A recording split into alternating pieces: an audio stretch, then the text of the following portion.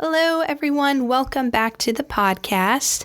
Thank you so much for tuning in today and listening to Abby and me talk about our lives and about scripture every week. We so appreciate you. And I just want to say thank you for all the comments and reviews and suggestions. The feedback is so helpful, and we have really enjoyed this journey of podcasting with you guys and getting to know you and sharing what's on our hearts. It's been super cool.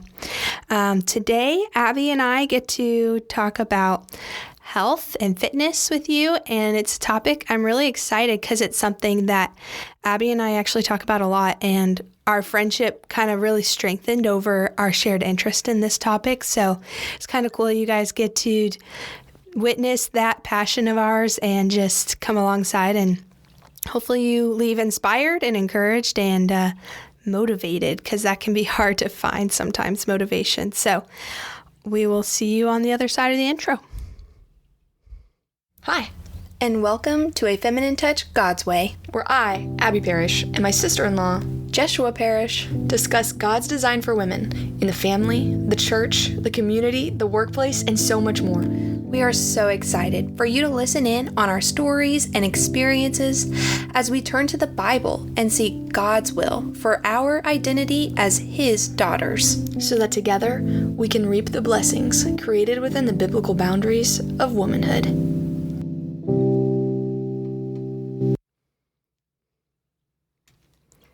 Hey, Abby. Hello, Jay. Oh, we got one another at the same time. I'm glad you're back. Me too. Oh my gosh, this week has been crazy. And it's crazy too because you mentioned this topic like 2 weeks ago. We were going to do this. And my perspective has changed significantly since being sick. I'm like, oh, health is like so important, because when you don't have it, you think you're dying. Yeah, that's one of the things for sure. How's your perspective shifted? Well, honestly, I've just realized how much I've taken health for granted.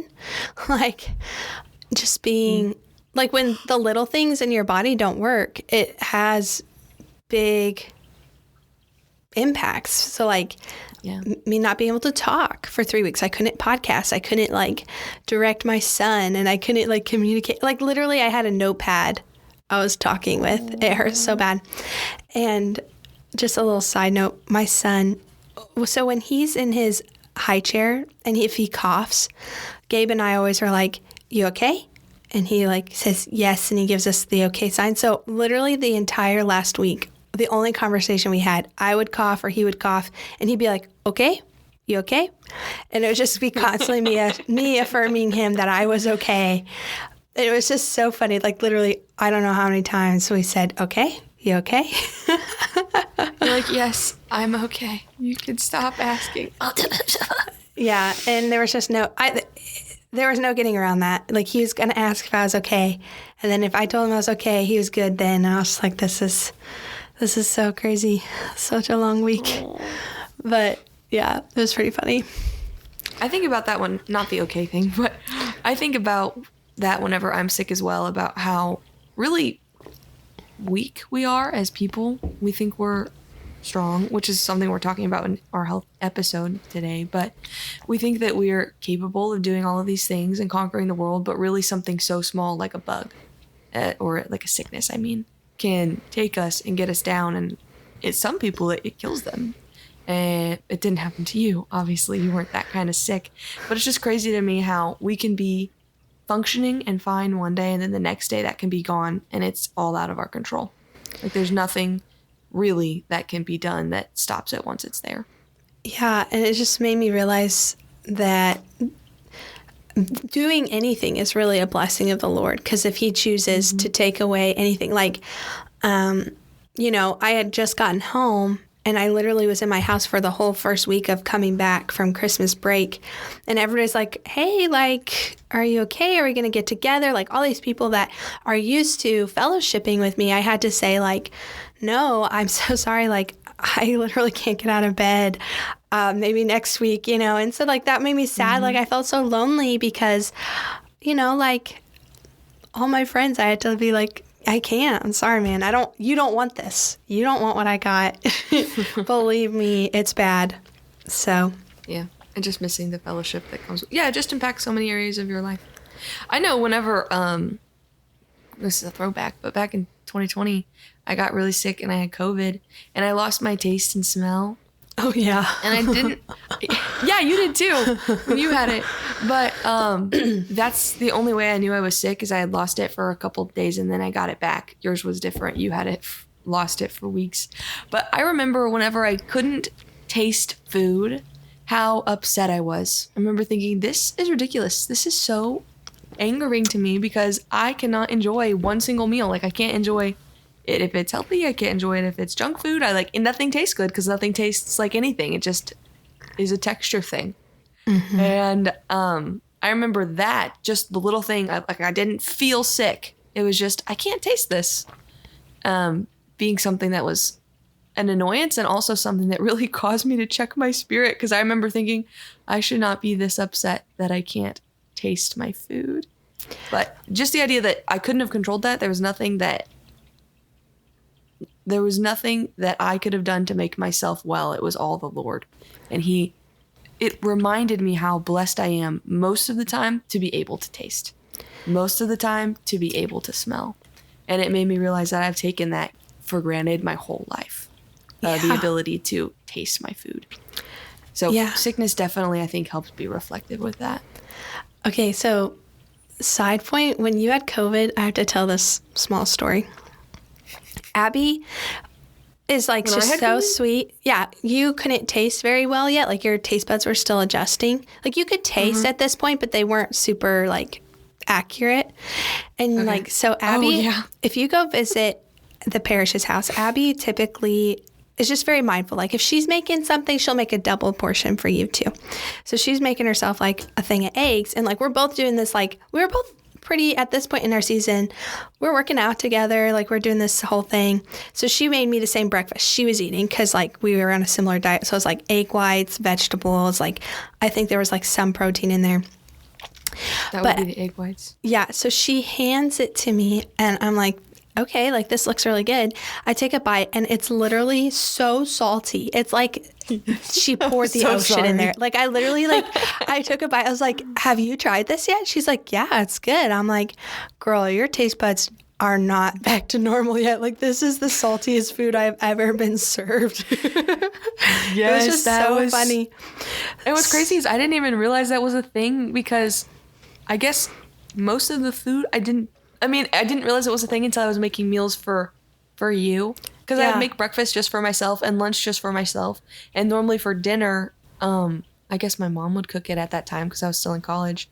So I didn't even realize it was a problem. It was just so funny. Yeah. So I thought everything was back to normal way sooner than it was, because I could taste and smell generally. But I could not taste salt, I guess, unless it was in extremely copious amounts. Yeah, your sodium levels were probably pretty high during that season of your life. Well, it was Celtic sea salt, so very organic. Yep. Okay. I'm sorry I put you through that.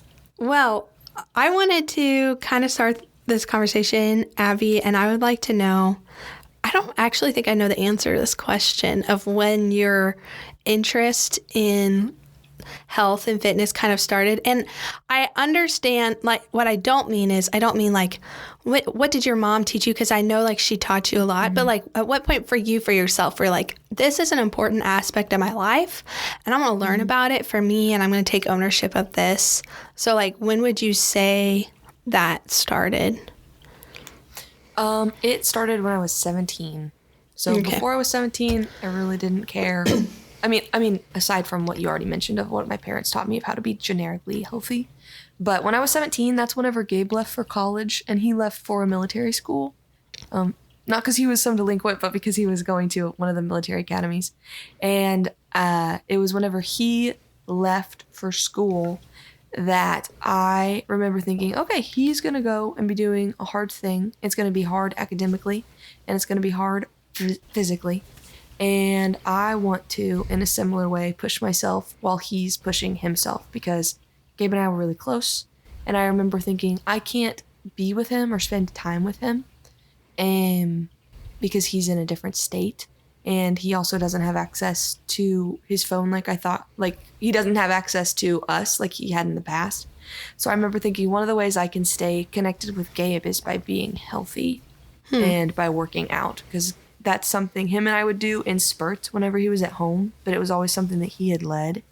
And it was after he left for school, for college, that I remember thinking, well, this is what I'm going to do on my own, because whenever he comes back for breaks, it's something that we can bond over.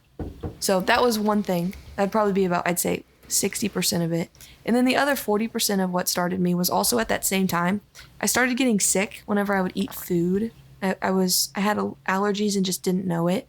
So so the Gabe leaving helped me with the physical fitness, and then me being sick, especially revolving around food for the year of me being 17, 18, made me really think twice about what I was putting in my body, and made me really get interested in nutrition and diet and why different foods react differently to different people. So that all started when I was 17, and it was kind of a snowball of both effects. But Gabe being gone and just the idea of meals making you not feel well. Yeah. Wow. What about you? What started you off? Yeah, so I've been thinking about this, and I don't think it's really like one thing. And I want to kind of paint a more accurate picture for me, just because like it wasn't like I woke up one day and I was like, I want to be healthy, and I like got it all figured out. It was a very like slow process. So I'd say my first taste of it was when I did basketball in high school. Okay. And that was a really good experience for me because it gave me motivation to do it. Like, I had to do it. You have to run sprints. You have to condition. You have to do these things. So like somebody else was motivating me, and I hated it. I hated conditioning, but I liked the game, and I liked feeling good about myself. It was like the first time in my life I was like, well, I don't know if I'd go so far as say I felt good in my own skin, because I had a lot of insecurities, but I could tell by the way people treated me that I looked good, if that makes sense. Yeah, that makes sense. And that was very like self-validating. So I think unfortunately that gave me like a motivation of I want to look good. So that desire of like I want to look good, I want to be desirable was my motivation for the longest time, which... Well, and then also it just helped you with the sport, like being ready. Yeah. Right? Well, yeah, I was ready, and like that was a fringe benefit, but like I looked good, you know? So, yeah, okay. But unfortunately, that desire to look good, while it eventually did put me on the right track of health and fitness, it also took me down like some wrong methodology. Like it was like, oh, if I don't eat as much food, I don't weigh as much. And so it also caused like some pretty negative health decisions early on in my life. I would say in high school especially. And so I wish that I had more knowledge, I guess, and more information earlier, but I just didn't have that. And so I was working with what I knew. And it wasn't until I was in college, I would say, where I remember I was in landscaping and I worked with these two girls, and they looked pretty fit. They were talking about working out. And I just asked them, I was like, do you guys go to the gym? And they're like, yeah. And I was like, would you go with me a few times and just show me how to use the equipment? And Aww, did they do it? Yeah, they did. And it was like, it was sweet because I was a freshman and they were seniors or like juniors, I think. But it was so validating for me because I think truly like knowledge is power in the area of health and fitness. So like the more I understood like, oh, this strengthens your core. This equipment does this for your arms. And like they're teaching me this. So then I started my semester with that knowledge and like that habit that I formed over the summer with these girls. And that was like the first time I was like, oh, like the more you learn about the way your body reacts to things, the more likely you are to succeed in being healthy. Yeah. So I would agree with that. That was just really cool for me. And I'd say that's really when I fell in love is kind of strong. When I started to become passionate about health and fitness because I understood that there's a key element of it's not necessarily results. Well, that can be part of it. It's like knowledge. It's a learning process of how your body reacts to things. Yeah, So. I think it's great how you, just within your own story of your life, you took it from, as a high schooler, from, okay, you're applying all of these things that you don't know. You're applying running. You're applying, oh, I look nice. You're applying, oh, doing this gets this result. But you're doing it in a way that lacks knowledge. So you, as you said, you got where you wanted to go, but where you wanted to go might not have been the best spot for you to be as far as health goes. Yeah. And then later on in college, you were able to supplement your action with knowledge, and then that was able to fuel better action, which caused a better result because it was also what you wanted as far as getting the things that you're working out for, but you're doing it in a way that's better for your body and safer too. Yeah, and like I can remember. Go ahead. I just want to say, like, I feel like health is really two components. It is physical activity, and it's also like diet and what you eat. So like I was like learning a lot of physically, this is what you should do. But then also I got some bad advice on like what you should eat. Like I remember taking intro to health and biology or whatever with this professor that was like a nightmare to me. But he told us like calories in, calories out. And he like gave us this formula and all this stuff. But it like it failed to consider hormonal reactions, and it was like equating men and women. Like there are just so many factors not built into this system that he was presenting to us. So literally in my brain, I'm like, oh, well, if I don't eat, no calories out. And it caused me just to like not eat enough food. And really that hurts your overall health. Knowing what I know now, like I kind of set my digestion up for failure during that time. So it's interesting that while I was gaining confidence, I wasn't doing everything right, and learning to like go outside of sources, like double check, like, okay, well, you are a professor, but your goal isn't to make me healthy. Your goal is just to like fit everything into a box so you can understand the human body, you know? Yeah. So that was an interesting component as well. Oh, I totally agree. I think that there were times, I mean, I'm sure this still happens to me now and I'm just less aware of it, but I know that I can look back at my own just journey since being 17 and searching out fitness, and being now 26 and searching out being fit and healthy. But there were a lot of things that I misunderstood, especially in high school, because there's this idea, I think, that a lot of girls hold to, that you have to be skinny, which there's nothing bad with being skinny. But there's definitely a difference in body types and a difference in just genetically what a girl is given or not given. And I remember thinking, oh, I need to look like these people in Hollywood. And then realizing, well, they're, first of all, different people than me. I shouldn't covet their looks. And second of all, they live a different life than I do. Like their life is built around them having to be pretty on it in a way. And my life is built around being able to do other things.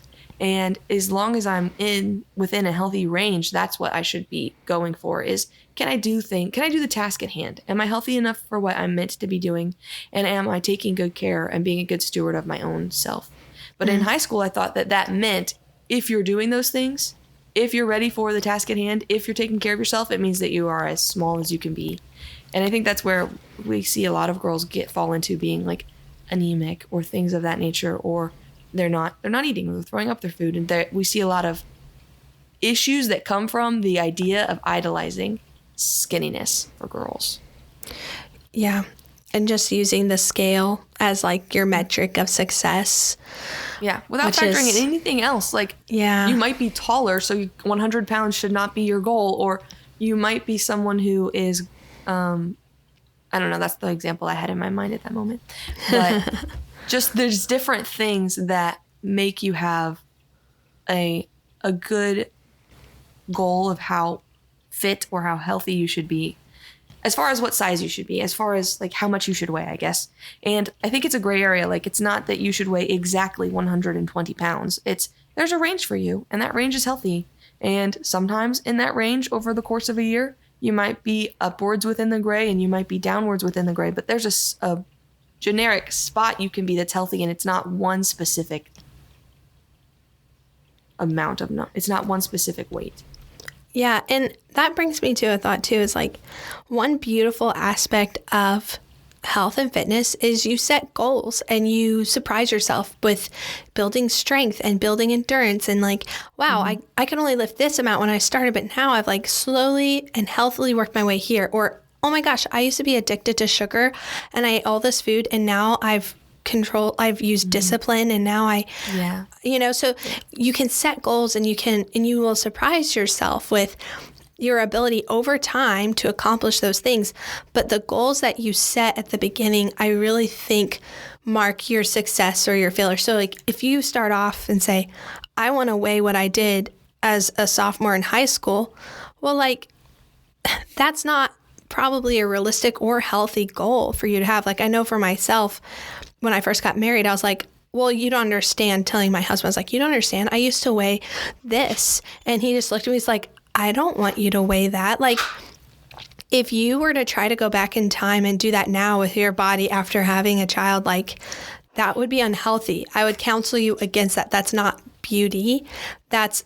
You're asking to sacrifice health that you need, nutrients you need to do what your body's designed to do now.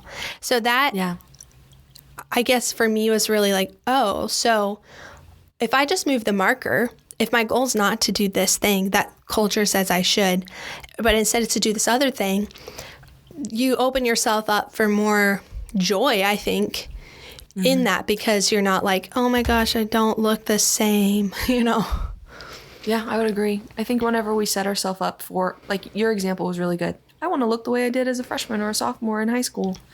Our body, like, we were still children then, So the idea of looking the way you might have looked when you were 15 or 14 it sounds silly when it's put in those terms, but I think a lot of people shoot for that and they're thinking, oh, I just want to look the way I looked in high school, or I just want to look the way I looked when I was in my when I was 19 or 20 or early in college. And the truth is, like, your body was still growing. And the other thing is that you said it very well, Jeshua, your body has different goals now. Like, you're currently growing a child and raising one, and there's different things that you're supposed to do and be able to do and do well that you can do better not being a tiny, scrawny little 15-year-old sized you. Yeah.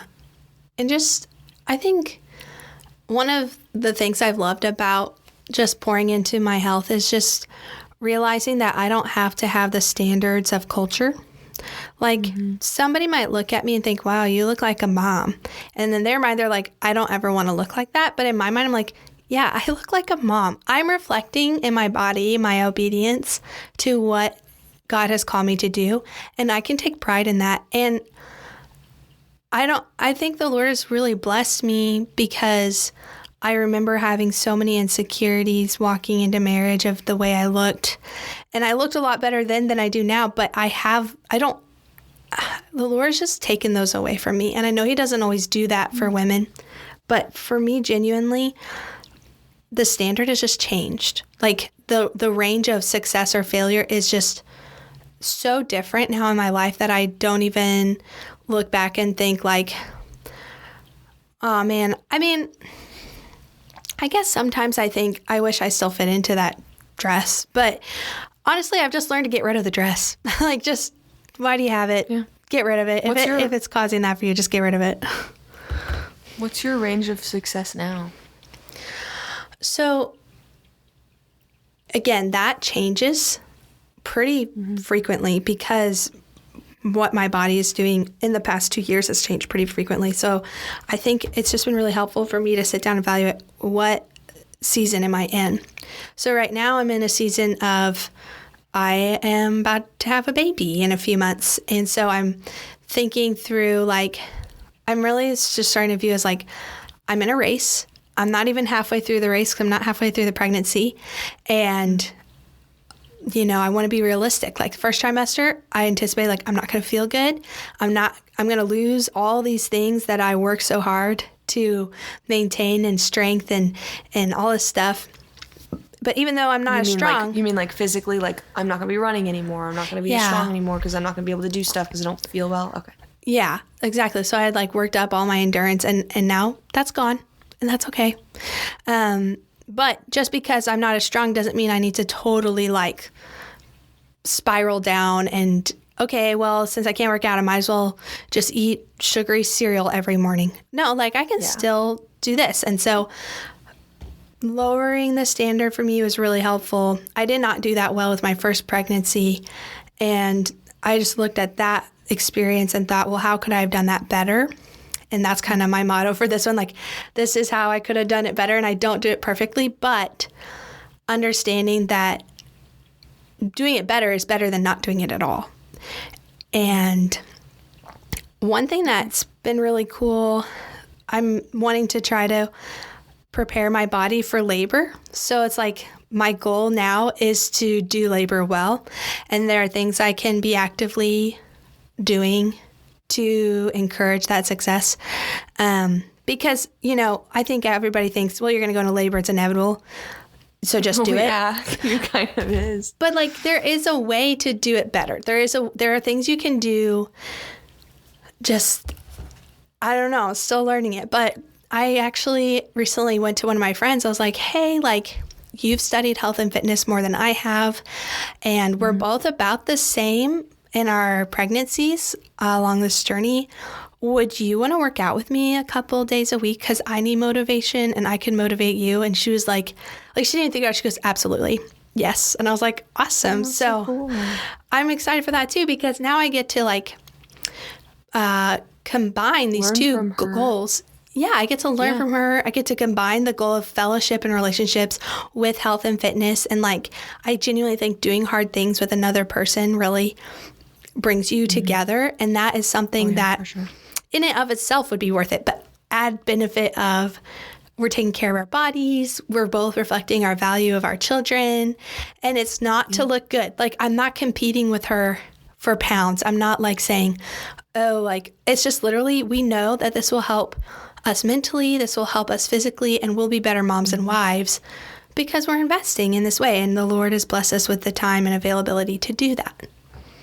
Yeah. So I think I said this earlier, but you're really just striving to be physically fit so that you can do the physical task at hand, which for you and your friend who are going to start working out together, that is, you need to be healthy during these next nine months or however long you have to be pregnant, for you and for her. So that's your job. It's not because you're wanting to look XYZ or be able to run so far or lift so much. It's because you have the goal to say, okay, I want to be as healthy as I can be. I want to be as strong as I can be. And I want to be as capable as possible for this delivery, and then be able to recover as quickly so I can get back to doing the things my family will need me to do after this little baby's born. And I think that's a large part of health, is look at your life and look, okay, what is the task that is at hand for me? What am I supposed to be doing? Am I supposed to be running little toddlers around? Then I need to be healthy enough that I can chase them and play with them and not be out of breath and winded after just a couple minutes on the playground. Or am I the one, for me, my job is, I interact and play with my younger cousins a lot. So I need to be physically capable of doing that and lifting them up and throwing them down and running and chasing them.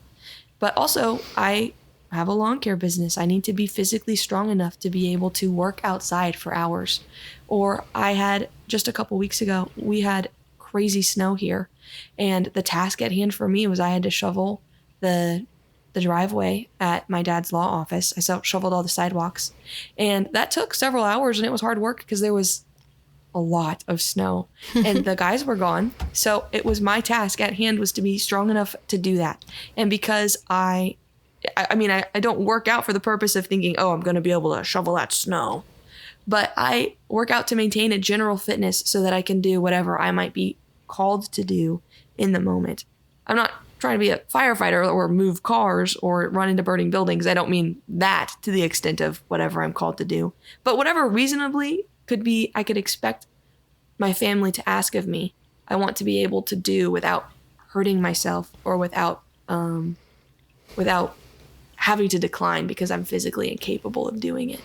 And that's kind of that's my bare minimum. And then there's other things that I like to do at the gym that I just do because it's enjoyable, or I do because I like the added benefit of being able to be of a lighter weight.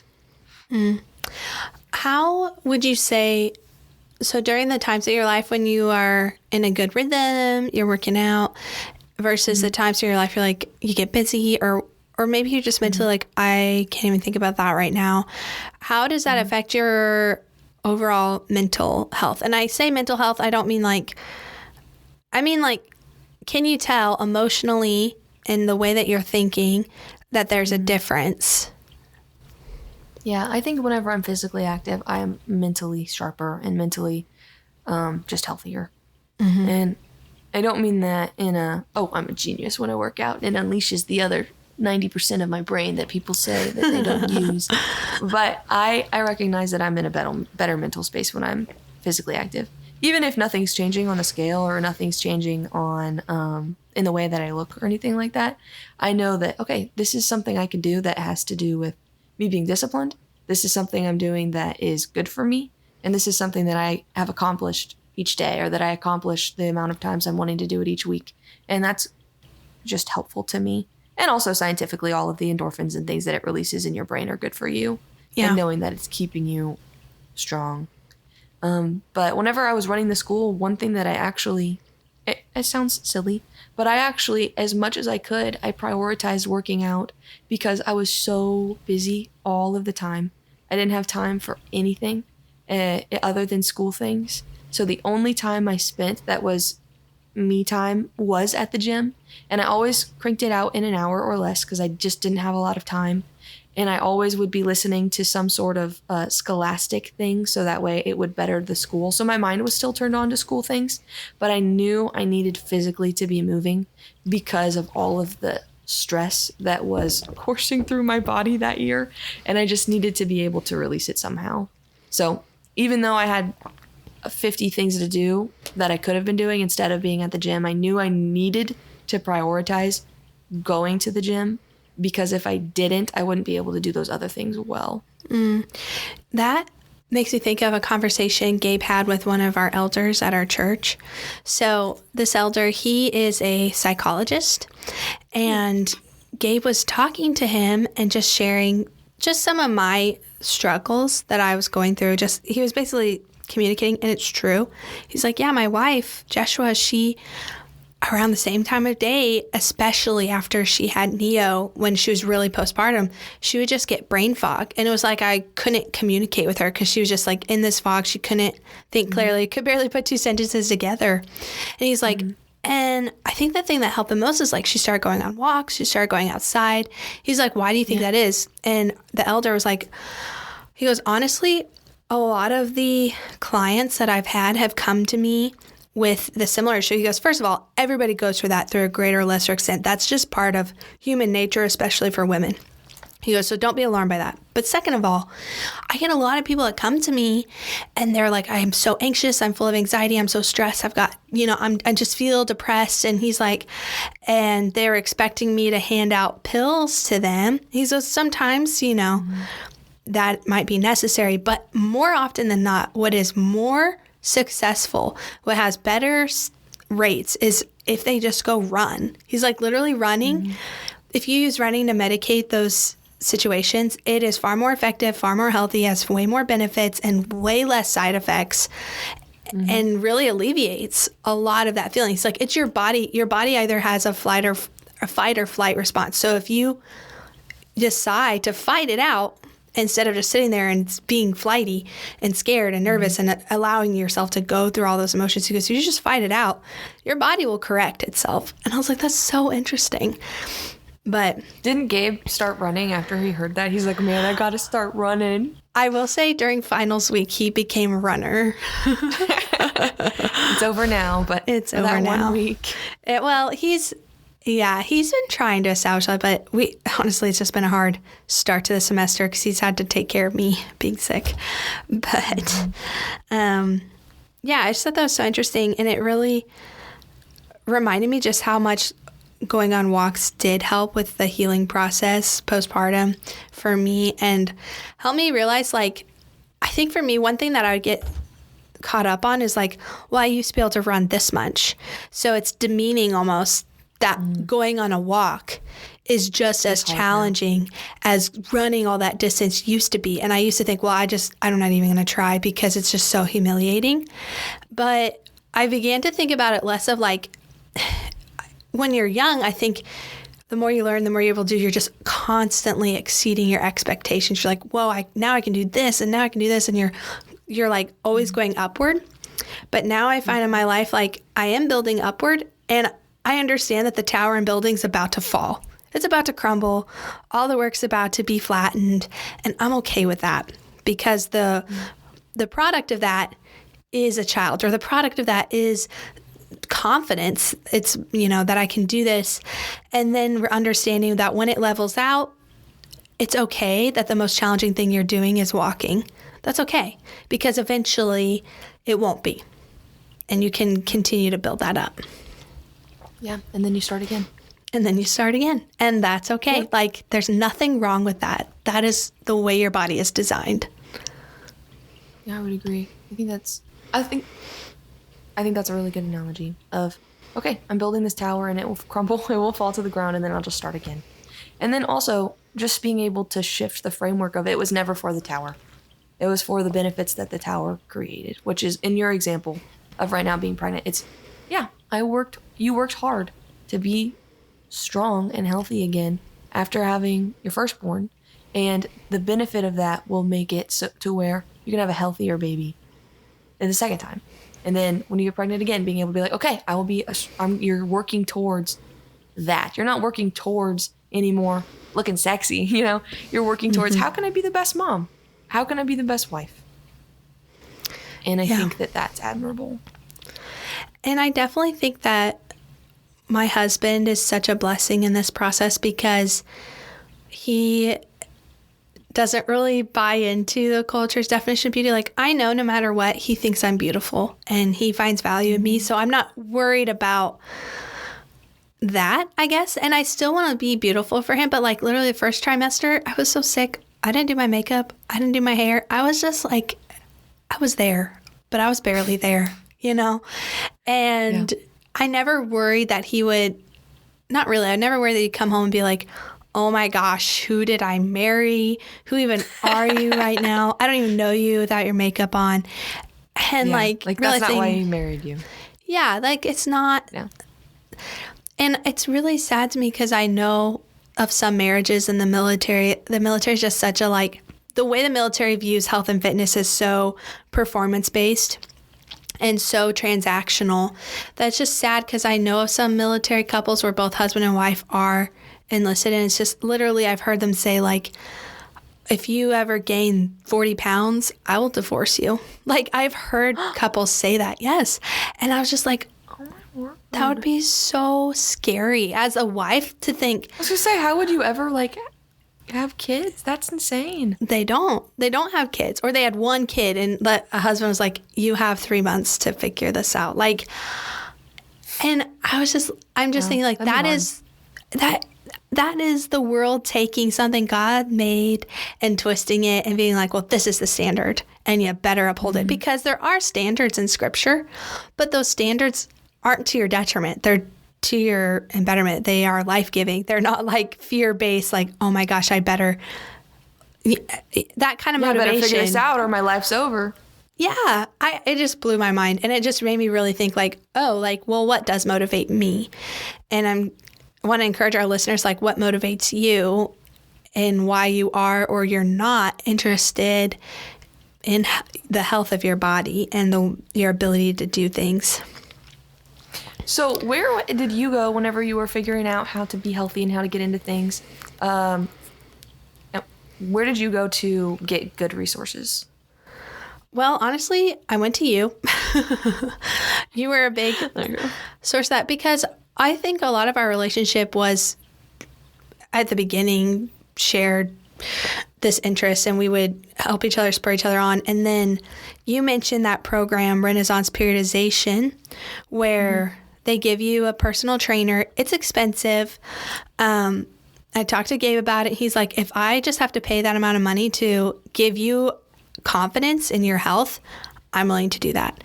And it was difficult. I did not do it perfectly, but it gave me confidence and knowledge, and it helped me understand the way our bodies break down food and how protein affects us and how fat affects us and just all stuff.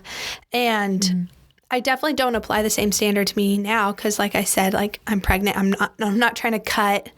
I'm not trying to, maintain. But it helped me understand, like, if I eat a plate full of carbs, that's going to have a different effect than if I add protein or if I add vegetables. So that was really empowering for me. Yeah, it's not all food is the same. There's different. You got different macronutrients. You got like the fats, the carbs, the protein, and the vegetables you got to throw in there too. And the way that they interact with your body is different. Yes. Which I remember learning that too right after graduating from college and thinking it was so cool. Like, I really enjoy nutrition. I find it interesting. And I like knowing what you put into your body, how it affects you. But you mentioned RP, which I think, honestly, even though it is an expensive program, so I'm not necessarily recommending the program. If any of our listeners are out there and they're interested in doing more weightlifting or bodybuilding type things, you could type in RP Fitness or RP Strength in YouTube, and they have a bunch of videos that are about nutrition and about how to get lean, about how to exercise, about different workouts you can do. And they're not believers, so sometimes the language is crass, and they do have worldly perspectives of standards that are beautiful or strong, but they still are very informed, like a bunch of scientists that are just talking and geeking out about fitness. And I listen to them a lot just because I like the information and I find it super valuable. That's how I learned a lot about nutrition from them. And then if you're more into doing other types of forms of fitness, for example, I really like Frisbee. I play Frisbee every summer with a group of people from my church. We have a little Frisbee league.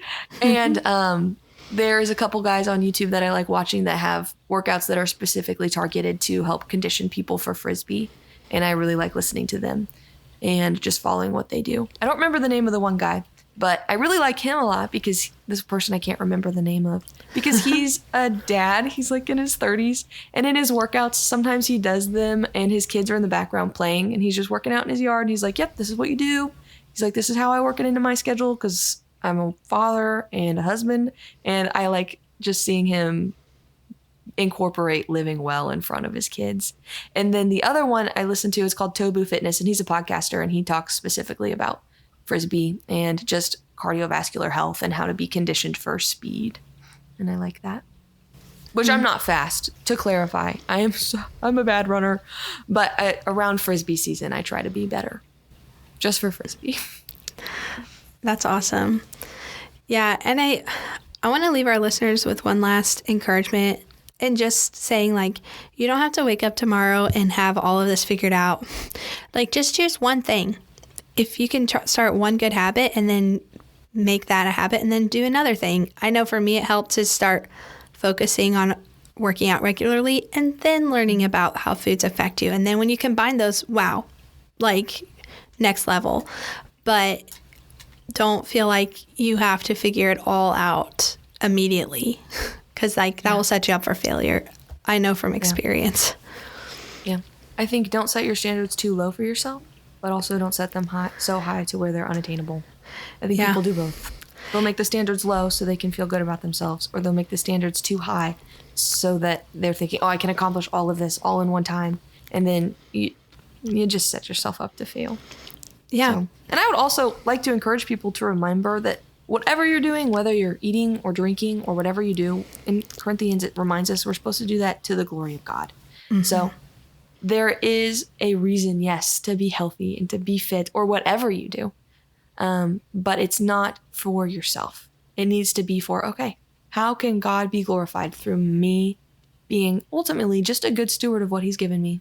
And he has given you a body to live in, and you're supposed to care for it well. And that looks different in different seasons of life. And I think that there's ways it can be done with excellence, whether you're a young child who's in a sport and your parents or your coach are expecting things of you to be able to perform in a specific way, or whether you're a mom like Jeshua, or whether you're a grandma and you just want to be healthy and strong enough to have longevity and be able to spend time with your kids and grandkids. Yeah, well said. Well, ladies, let us not grow weary of doing good. For we know that in God's timing, we will reap a harvest of great reward if we do not give up.